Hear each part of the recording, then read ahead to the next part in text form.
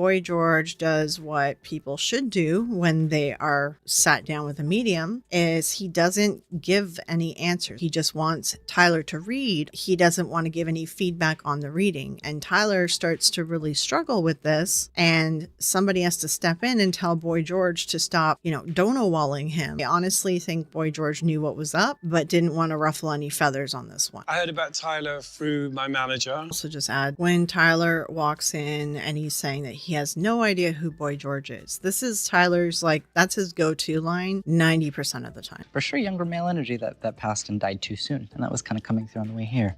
No.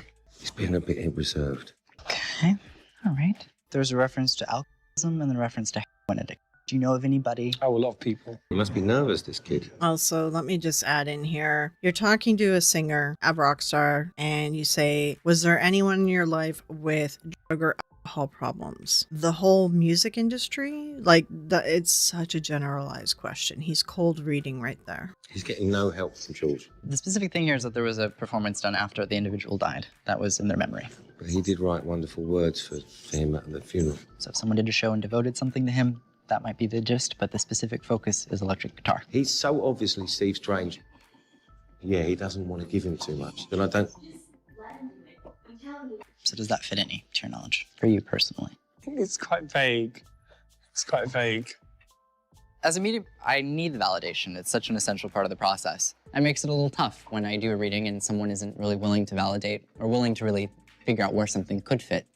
Okay, so right there, this is his first show, and right there he just tells on himself right there, explaining why he's stumbling and why he can't complete a reading unless the person that's sitting with him validates things and gives him something to work with. And that tells you right there that he is performing parlor tricks. And that should be enough for most people, especially people who think critically. Yet we're still looking at a $2.3 billion industry of people who don't understand this. is that a yes or a no, though? Yeah, no, nothing really springs to mind.